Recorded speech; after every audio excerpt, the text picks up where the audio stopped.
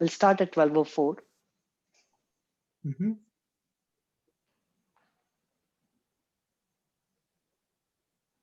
Narvin, are you from Cisco or from Women's Lead? I'm from Cisco. Okay. Are you all from I'm from NSpeak. Oh, okay, cool. Jay, are you from NVIDIA? Yeah, can you hear me? Yes, we can hear you. Oh, awesome. Yeah, I am actually. I'm from NVIDIA as well. Give me 1 second while I try and figure out this camera situation. Yep. Hey, Akash, good to see you, Akash.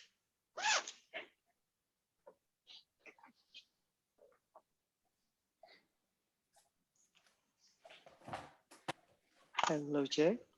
Hello. Hello, hello, hello.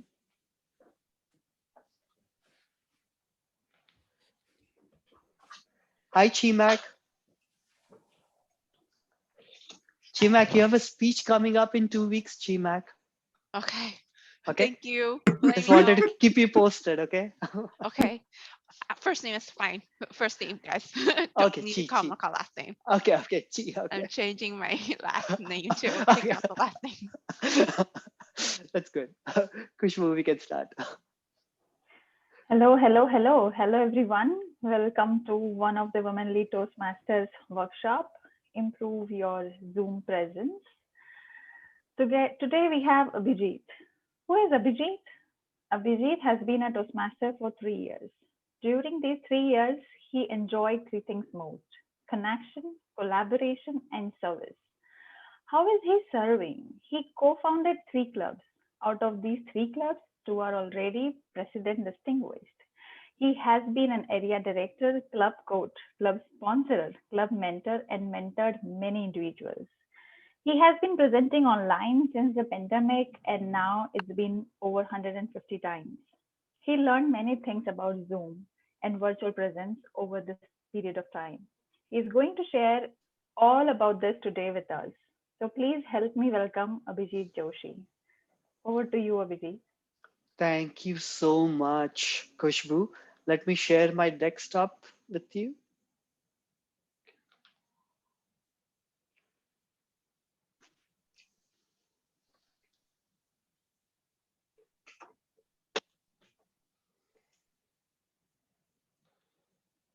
Give me 1 second.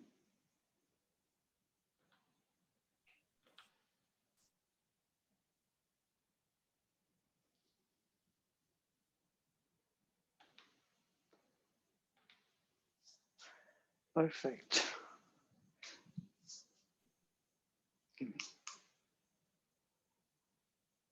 Before I start, I want you to click the view options in the top middle and click side by side mode. And then when you see the drag bar, take the drag bar, which is between the presentation and the videos, take it in the middle. So you can see my presentation in one half and myself in the other half. The title of today's presentation is How to Be Effective Presenting Online. I'm not an expert, but one thing I want to share with you is I've given many presentations and fellow Toastmasters have helped me to learn small things, which has been very effective presenting online. Today, I'm going to share all those things with you. Here is the agenda for today. First of all, we'll start with why. Why do we want to be effective presenting online? Second, why does the tone of voice matters? Camera. What is the ideal way to use your camera? Microphone. What is a good microphone? I'll give you a couple of options. And also I'll tell you about the settings of microphone. Lighting.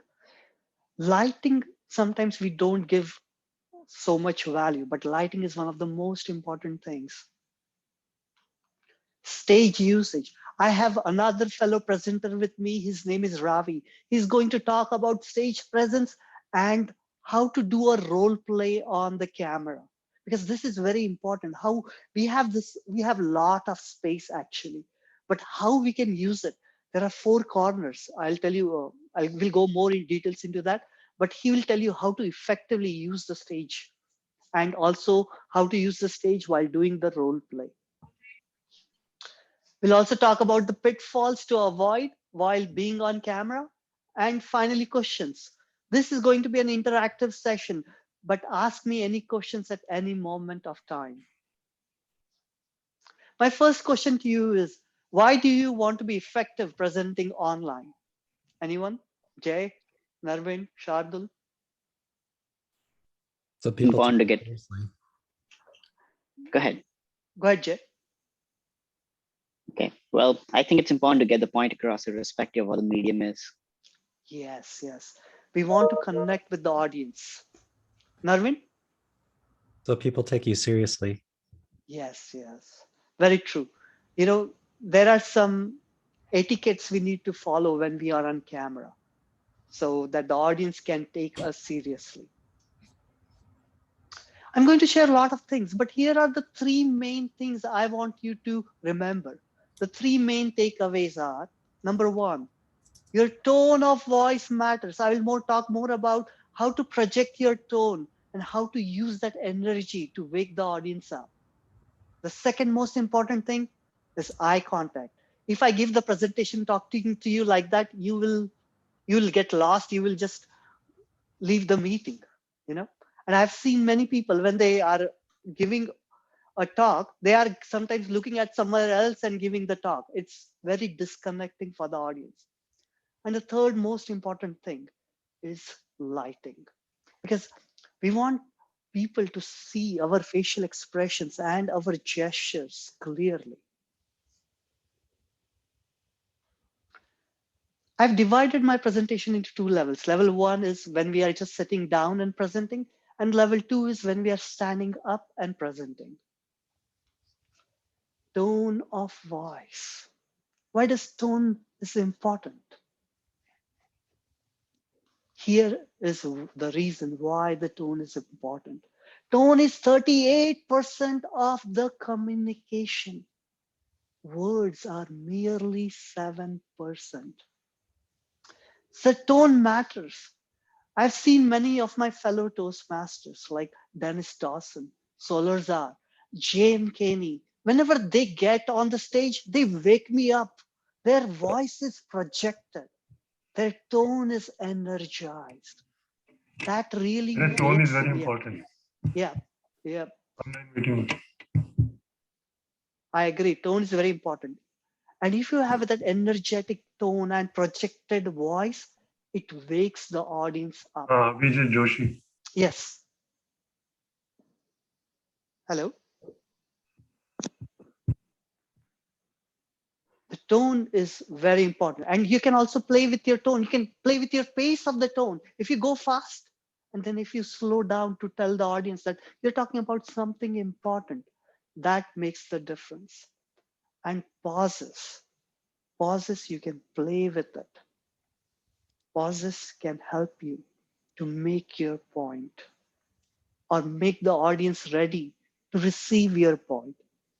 So play with the tone of voice, have an energetic tone, projected voice mixed with pauses, and vary your pace. Camera. I remember last March, I was participating in the area contest. And we were doing a practice run, and I was giving a speech to a fellow Toastmaster in San Francisco. When I was giving my speech, I had my camera level at my vest. The first thing he said is, have the camera at the eye level. Eye level? Why? Why does the camera needs to be at the eye level? I had no clue. But then with time, I learned that when the camera is at the eye level, there is neutral effect on the audience. And we want that. We don't want any, we want to have a neutral effect on the audience. The second thing, when the camera is at the eye level, the audience can see my face clearly. It's very important for the audience to see our face clearly. Now what happens if the camera is not at the eye level? The first thing, if the camera is up, the perception is that I am diminishing my value. I am diminishing my value when the camera is up high. But if the camera is down, then I am being dominant. So remember, you don't want to have either of these two effects. You want to have the neutral effect on the audience. Don't you feel connected with the image of this boy? This picture was shot at eye level. At the eye level, you have zero or very little psychological effect on the audience, and you want it that way.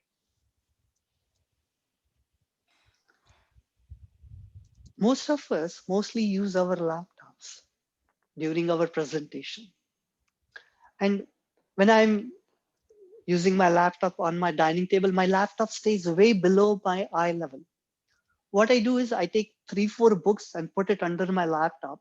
So when I'm presenting something, my camera is always at the eye level. So this is the easiest way to bring your camera at the eye level.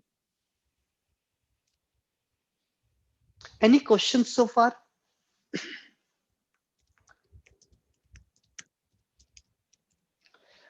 Shardul, you can mute. Body language. This is something which I want to share some things with you. Body language is 55% of the communication. And you want to effectively communicate with the audience through your body language. I'm going to go through each and everything with you. The first thing is gestures. Gestures are very, very important. But you want to be very careful. You are sharing the right gestures with the audience. Like if I'm using a power pose like this, when I'm presenting, the audience is not going to connect with me because my body is closed. I need to have an open body language. Like if my hands are open, if my shoulders are wide, that creates a different perception for the audience to connect with me. So try to have your shoulders open and use an open body language to connect with the audience. Try to avoid using power poses. You don't want to come off as closed off, and never like this. I saw like a couple of days ago in one of my clubs, my fellow Toastmaster gave a speech like this, and I immediately knew he was nervous. So try to avoid having a closed body. Use an open body while giving a presentation. The second thing I want to talk about is the facial expression. Last April, I was attending a workshop with Aaron Sampson. And Aaron Sampson gave me a table topics where I need to share a thriller story with him. And when I was sharing that thriller story, my eyes started becoming bigger and bigger and bigger. The first thing he said, stop, stop, stop. In camera, small is more. Small is more. So if my eyes become little big, the perception is that they are very big. So you want to be very careful on camera with your facial expressions. And especially I have to be very careful with my eyes. I cannot make them too big. And I'm slowly learning to keep them not open up too much. So that is something which I am learning. So please remember on camera, small is big. But a question, Abhi. Yes. For when you are emphasizing, suppose you are emphasizing a fact of fear. Yes. You see some wolves and you're like, and their teeth were growing bigger and bigger, and I was afraid. And so to emphasize the fear or that aspect, you would Yes. keep on increasing your this thing. Yep. So in that situation, how would you take it if you just keep them slow? Yeah. So start it from very less, and you can go. You don't have to make it like when we are in person, we can go extreme. But here, try not to go very extreme on the camera, because camera will make that intensity very high. So it depends. You want to play with the intensity, but you don't want to get it too high that the audience will get pushed off. Okay. So that's what I learned. Like I have a habit of making my eyes very big, and then the audience doesn't feel very connecting to the audience. Okay. Okay. Posture. I spent 6 hours to record a 1-minute promotional video for a TLI event. And when I showed my video to my friend Margaret, the first thing she said, "Your body is stiff." It's like if I am having a stiff body on camera, the audience is not going to connect with me. So if you want to connect with the audience, have a relaxed posture. That relaxed posture makes the difference. Slow movement. Camera is not for ninjas. If you are a ninja and you move very fast, the camera cannot capture your movements.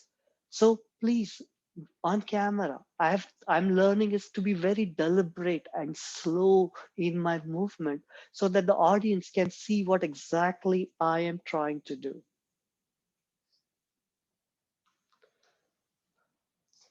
Whenever whenever I show my back or my side, it immediately disconnects the audience. So the one thing I've learned is never to show my back and never to show my side because it can be very disconnecting to the audience. So please, if you can, avoid showing your back and side to the audience. Last February, I gave a speech in Palo Alto at my friend Maria's club. 1 month later, Maria saw me give the same speech again, but in online version. The first thing she said, "You were not that warm." Warm? Why? I was the same person giving the same speech. She said that you didn't smile very much. And this is something which I'm really learning, that on camera, we have to smile. Because if you don't smile, you will not come out as a warm person. So to connect with the audience, smile. And smile brings such an energy in your body that it connects with the audience. If my chin is down and I'm speaking like this, it means that maybe I'm not excited to be here. Maybe I'm sad. Maybe I'm depressed. So the one thing I learned is to have my chin up. And when my chin is up, it shows that I'm happy and I'm excited to be here to connect with my audience. So this is one of the most important things while presenting online. One thing I've seen is many speakers, when they are speaking, they will move like this while speaking. And this is very distracting, especially on the camera. On camera, make your movements very deliberate. Always remember, you want to fill your frame. If I just use this much of my frame, then the connection is not there. I need to use my frame completely because then the audience can see what I'm doing, what are my gestures are, how are my, because gestures, as I said, 55% of the communication. So try to take advantage of everything. And the only way you can do it is filling your frame. I only have like a couple of fingers above my head. Understanding your frame. This is one of the most important things. We have to understand our frame. I've seen many people giving speeches when they don't know where they are in the frame. You know, where half of the body is outside the frame. The one way to do is I have myself pinned at the corner and I can see my image. Like when I'm going out of the frame, I know that, oh, now I'm going out of the frame, but now I'm in the frame. So always look at your frame. Check it occasionally to make sure that you are in the frame.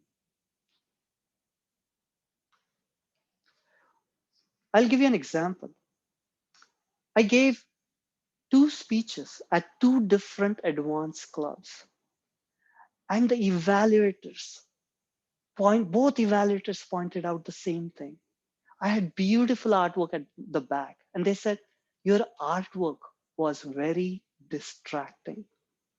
And from that time, I decided not to do an artwork. Remove the artwork from my background. After that, I went to Intel to give a speech. And my evaluator said, he really enjoyed my neutral background, unlike the other speaker who had a laundry basket in the background. And he was wondering, when is she going to do the laundry? So remember, your background can be distracting if there is too much stuff in the back. So try to use a neutral background. Mics. Mics are something very important. I sometimes struggle with my mic. My Apple laptop has a good inbuilt mic, but sometimes my ThinkPad or a Lenovo mic is not as good. Today I'm using a Bose mic because I wanted to take in the questions. So mic settings are also important, and having the right, perfect mic is important. So what are the good mic settings? The good mic settings are around 75%. Your mic has to be loud enough so that people can hear you. So set it up around 0.75 because that is a precise setting. The Zoom also has an option to set a mic volume. Don't go for 100% because then your voice can break. So try to set it up at 0.75. Lighting. Lighting, I learned this the hard way. Like, lighting is important so that the audience can see your facial expressions and your gestures clearly. We can use different kinds of lights. We can use natural light. We can use our own lighting. It can be professional lighting, or you can have a light source in such a way that it illuminates your face. The first thing, have plenty of light. Because if you don't have plenty of light, then the audience cannot see you. I was at my sister's place last week, and I did not have a light. And when I was seeing myself in the camera, I could see that the audience is not able to see me clearly, but I didn't had any option at that moment. I learned about lighting from my yoga teacher. This picture was shot when she was teaching me yoga on YouTube. You can see how clear that picture is. She's using a lot of natural light coming from the side. And also she has some lights in such a way that it illuminates her really well. So lighting is so important. It makes the big difference in your image. You don't want to have a very bright light on your face. If you have a bright light, some of people have very translucent skin, so it kind of reflects the light. To avoid that, the easiest way is take a bounce napkin and put it on the light source. It makes it soft and diffused. If you want to spend more money, you can use the diffuser screens. I'm using a diffuser screen. Like if I have a diffuser screen here, which kind of helps to have a very soft light on my face. So bounce napkin or the diffuser screens, you can use it to make the light softer. Some of my friends or some of my mentors, they don't have much hair on their head. Because of that, they have a nice, very oily top head. But when we are recording a video with them, they reflect all the light from their head and it creates a halo effect. One of my fellow friends, Stan, suggested that, oh, we can get rid of the halo effect very easily. If you can use a talcum powder on the head, or you can use the makeup, put it on your head, it removes that halo effect. Level 2. In level 2, mostly I will talk about being standing up and delivering. Any questions on level 1 so far? Okay, I'll move on. So when you're standing, I want to make sure that the audience is able to see me clearly. So right now, my distance from my camera is nearly 4.5 feet. So the audience can see me above my waist. I can go back more. I can take my camera back, but there is a little bit of I'm in a garage and I have what we say, there is a pipe next to me. I don't want to show my pipe. So that is the distance I created so that I can have a perfect neutral background in my back. If I'm doing, I have this Rode wireless mic. If I'm giving a speech for contest and stuff, I will use this wireless mic because I, the sound quality is very good. It has very long battery life and it gives me a lot of freedom to move around. So this is the mic I learned from my yoga teacher. She also uses the same mic. And I learned that, oh, wow, I read the reviews of this mic and it is really good. So I use Rode Wireless, especially for contest speeches and stuff. For lighting, sometimes if I'm using natural light, I will always have the window in front of me. Initially, I was doing my presentations from my living room, but my living room had a light coming from the side and also light from the front. Because of that, my one side will be illuminated more as compared to the other side. And that contrast was pretty visible on the camera. So I needed to change from my living room. Then I went to my bedroom where I had the light source right in front of me. Right now, I'm not using natural light.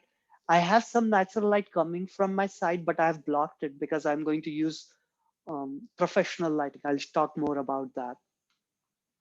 Actually, an Yes. example of that would be me, Yes. because I have the same effect that you're describing. Yes. I saw that when you have a lot of side light coming. Yeah. One of the easiest way to illuminate your face is getting a ring light.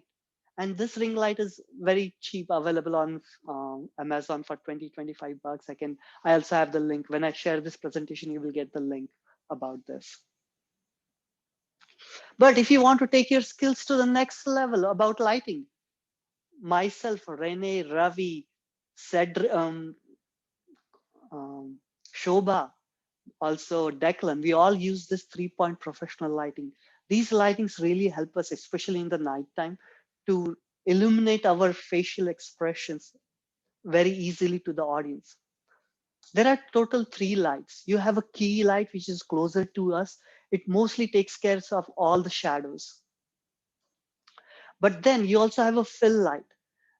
If you have just one light source, it creates some shadows, but the fill lights takes care of remaining shadows. And then you also have a backlight. The backlight is needed so that your edges are visible clearly.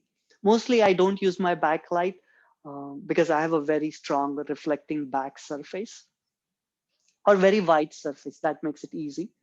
But whenever you are using a backlight, make sure it's in the corner so that that light doesn't goes into the camera lens.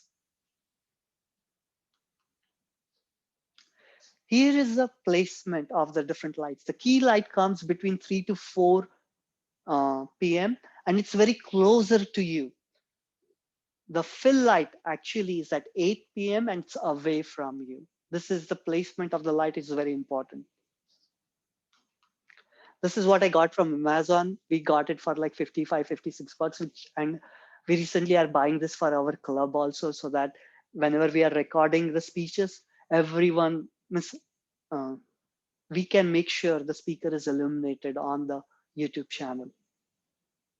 Now, I will call upon my fellow expert, Ravi Adusumilli, to talk about stage usage and role play. I'm going to stop my presentations until Ravi. It's all you, Ravi. Thank you, Abhi. I don't know what expert are you referring to, but I'll take it and roll on with it. First of all, thank you, Abhijeet, Rene, and Women Lead for giving me this opportunity. It's a privilege to stand in front of you and share a couple of things. We would like to talk about stage presence. Now, if at all there is one thing that we need to learn from stage presence is we have to deliver our speeches standing. I can't emphasize this more enough. And there are advanced speakers who are even not delivering their speeches standing. Now, I would like to take this opportunity to explain the importance of standing, and Abhi already pointed out that. I'll talk about advantages of standing in terms of two things. One, physically, and two, mentally. Now, what does mentally has to do with standing? Let's go. I don't know if you have noticed this or not. We talk better when we stand and then when we move. Our brain functions better when we walk. This is the reason why we see Steve Jobs and Sundar Pichai having a lot of walking meetings. Even now, when you are stuck with a problem, it is recommended to walk so that you can find a problem. Similarly, when we walk or when we stand, our brain functions better.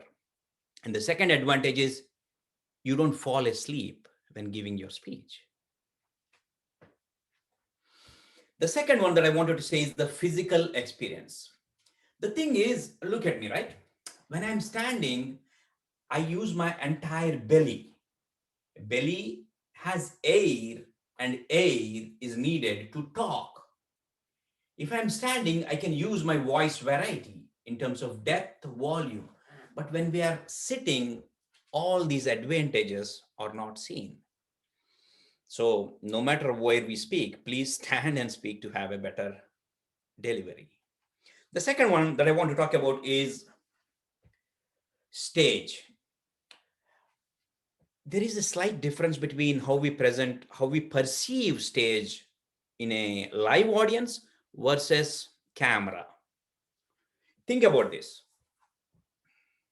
In a live audience, people are sitting horizontally, right? And when I move from left to right, right to left, they actually turn their head with me. That means in a live audience, the camera is always pointing at you. But in a Zoom audience, the camera is fixed. And when I move, it changes. So we need to take this into account when we are moving or when we are practicing our speech with Zoom and live. They are two different things. In live, no matter where you go on the stage, people will be looking at you like this. But here, they can't do that. They're only looking at one angle. I'll tell you the difference as we go ahead. But for example, the best thing is the camera is like the viewing of a camera is like a semicircle. This is my best spot. And the second best spot is here. I actually moved towards you.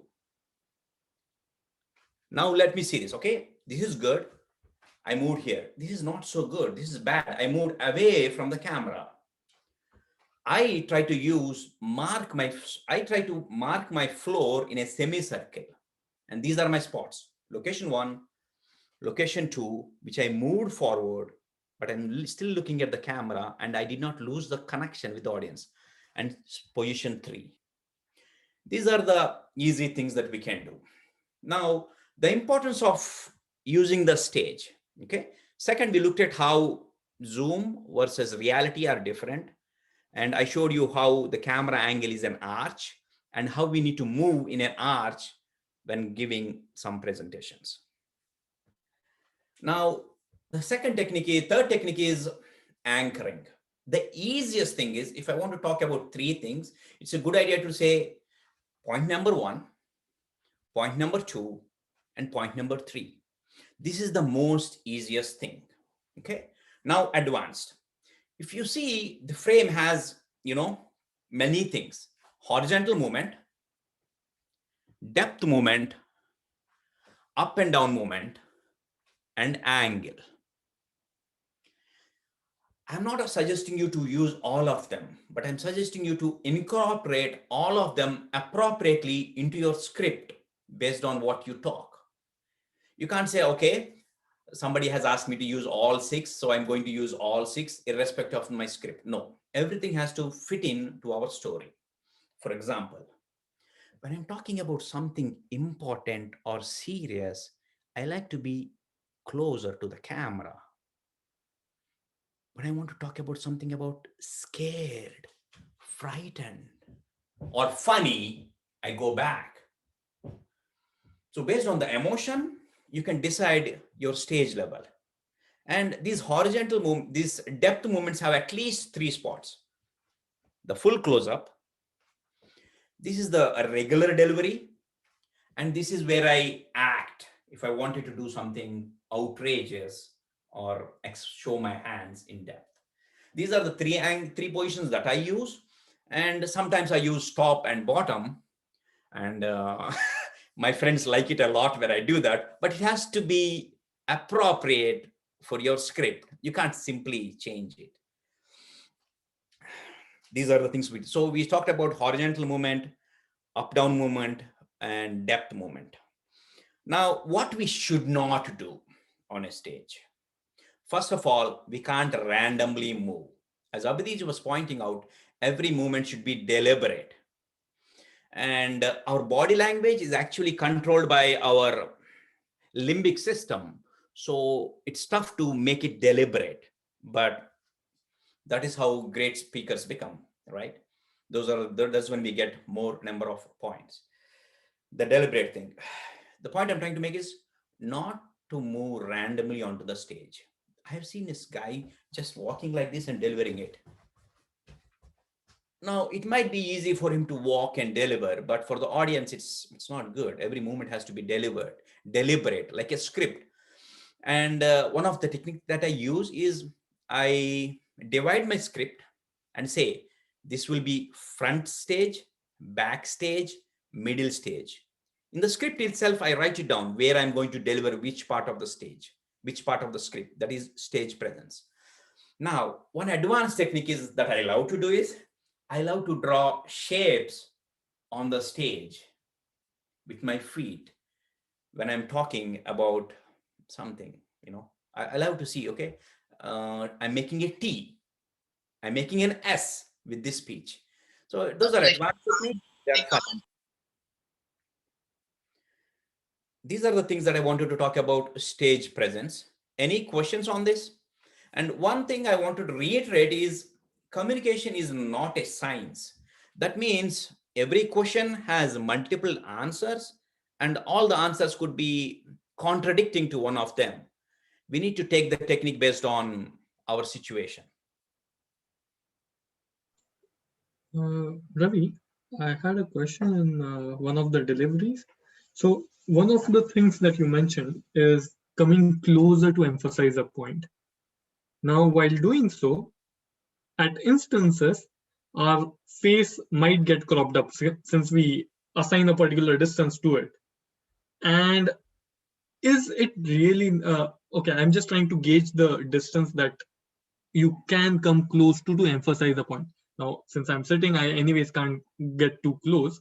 But I remember Rene doing it at one of our sessions that she had come too close, but yet the face was visible. Whereas in the instance where you were emphasizing something, only your headline wasn't. And is there a particular distance that people find appropriate? It depends. Sorry for giving this answer, but it really depends. In my instant, I wanted to show my eye expressions. That is the reason I'm close and I don't mind cropping my head. Now, those are guidelines, right? These are only guidelines. Guidelines is not to go out of the stage frame, but I always like to go out of the frame. I like to do that because I feel that adds a suspense into it. That adds a suspense into it, but they should be deliberate. They should be into your script. For example, one of the favorite gestures people liked was using this one. Okay, but that was really nice. People don't use that, but I liked using it. People generally don't use the top and bottom frames, but I created this one and said drowning in the water. Now, I did not say, oh, okay, this is the water. Now I'm drowning in the water. It was all implied. Now, there are speeches wherein which somebody started from here, and he came all the way to the top. That was intentional. He wanted to show how he was drowning and coming out of the water. That was intentional. If it is intentional, it is good. Now, there are situations wherein which there is a speech I gave where I showed my back. That was intentional. I wanted people's attention to be on the slides and not onto me. So I showed a back. But the guideline is not to show the back. Not to show the back, like in cricket, there are only certain shots you should do. But if you're making a 6 with a helicopter shot, it is still good. I'm sorry if you guys don't know what is cricket. I had another follow-up question on conversations. So one of the styles that even Abhi did some time back was introducing a telephonic conversation where speaker A is on one side, speaker B is on the other. Now, while doing so, it's just a generic question. Given a semicircular arc, is it preferred to go in that way, or is it a more of a direct lateral transition, which would have a better impact? Yes, good question. And I actually thought about these things for some time. And if it was a telephone conversation, I would do this. Hi, Abhi, how are you? Yeah, good. What about you? I'm bored. I would do this because there is no much delay between speaker 1 and speaker 2, and I have to do it fast. Now see this one. Hi, Abhi, how are you doing? Yes, I'm good. No. In this, I am moving very fast. You're missing my actions. And there are such circumstances where you need to do that. For example, if you're talking about a distance characters, and when you're transferring from one character to a different character in a slow way. For example, she said, I hate you.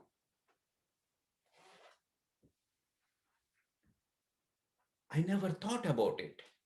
In this, the character shift is happening slowly because of an emotional change. I can't do this, right? I hate you. Oh, what? Did you see? It's situational based. Any questions on that, Shardul? Thank you for the wonderful question. I get to do some role play because of your question, which is out of the script, but it is... that role play helps a lot. Yes. I just wanted to show now, that is on stage presence. And one of the important of stage presence is nobody likes to look at a dot. It's really tough to maintain your focus looking at a dot. That is the reason why we should engage the audience by moving, having small and deliberate movements on the stage. It's fun to look at when somebody is moving a little bit, but it's really hold somebody's attention when we are staring at a dot. Abhi, can I move on to the second point? Yes, I'm not tracking the time, but you have 3 more minutes. Yeah. Okay, now talking about role plays. The second one is role plays and characters. The important thing about role play is first we need to define the character.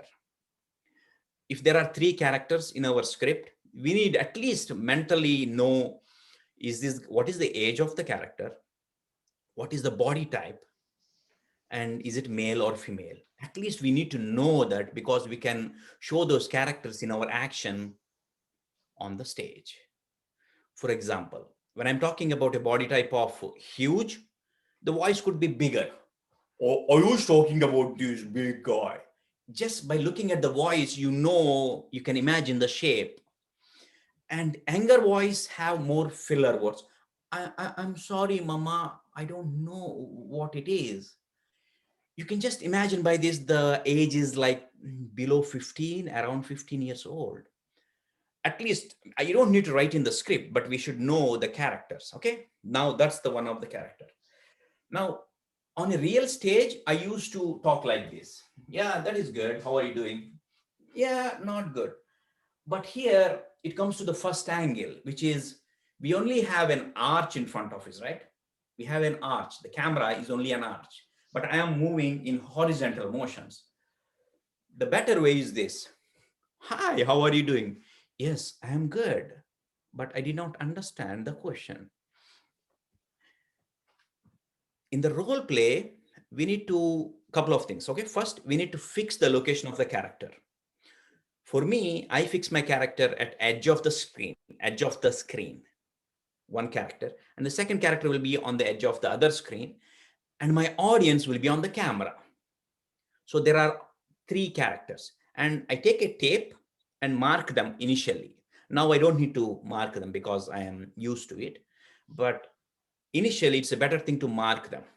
Now, if there are multiple characters, I would move back. I would move back a little bit and add characters outside the camera. That is the importance of placing the characters and how to talk with them. So on characters, we spoke about a bunch of things. I did not talk about them sequentially, but first define your character, from which your voice variation, your looks, everything will define. Next, place your character at a fixed position and don't change it. If you're talking about your to your mother, and make sure your mother is always here. Don't say and change the character. It just confuses, unnecessary confusion. Place your characters fixed and try to keep your audience on the camera all the time. Like when I'm looking at you, I'm talking with the audience. Here, I'm talking with my mother. Here, I'm talking with my wife. We can't do these things on a real stage, but these are the specific things applicable for Zoom. Let me look at my notes. Yes. Yeah. Abhijit, that is what I have for characters, how to use them and how to define them into your speech. Thank you so much, Ravi. I have one follow-up question, but I'll come back to you in 5 minutes, okay?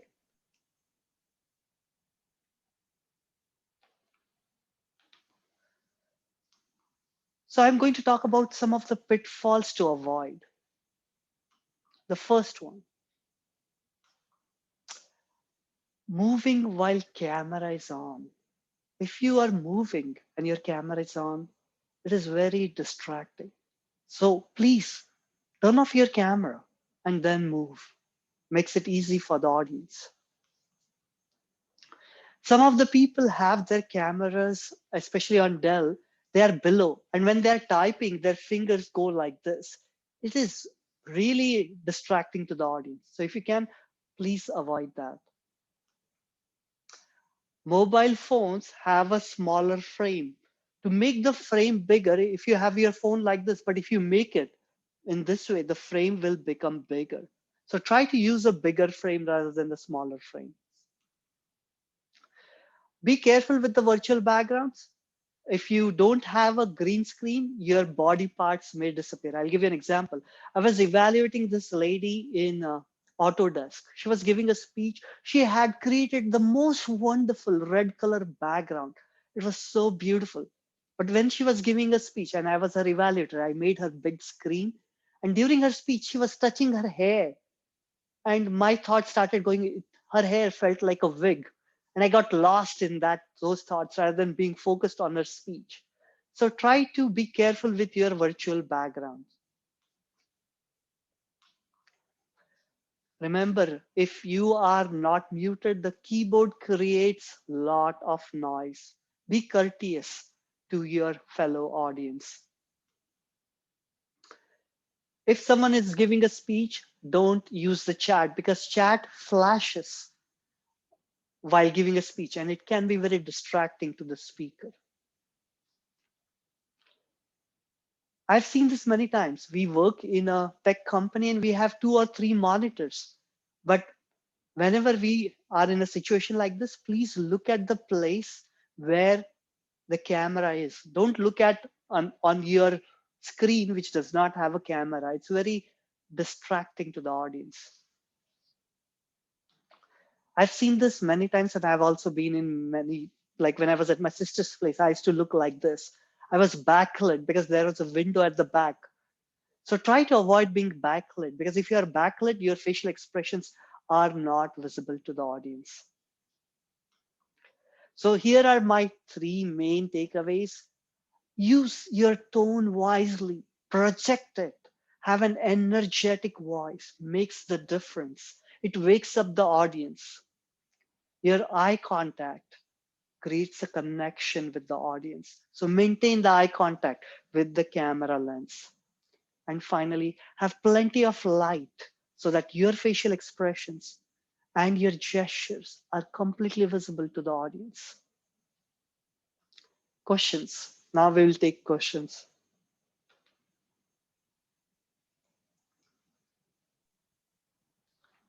Any other questions? Ravi, I had one question. If I'm doing a dialogue, I've seen some people doing a dialogue for a long amount of time, and it's very boring if it's too long. Why is that? Dialogue has to be, okay, the reason why we do dialogues is it's part of a joke. Yeah. It makes it more engaging, especially when it is a joke and you add a dialogue to a joke. People imagine the character is big, huge, and it makes people happy imagining the character. And then the punchline comes and it makes it very good. But if you just add a dialogue because you can add it and you can do voice variety, it doesn't suffice the purpose. And long dialogues are not so good. I mean, you're only showing off that you can do multiple voices. And long is not good. And the other one is multiple is also not good. I would recommend not having more than 4 characters in the story, 4 to 5. If you have more than that, it becomes tougher for audience to keep them in track. Makes sense. Yes. And yeah. And yep, placing the character, we spoke about that. Yep. Thank you so much, Ravi. Any other questions from anyone? Chi, anything? No. No, not. So far, no. Any repetitions, any clarifications on the points that were discussed by Abhijeet? Not questions, but.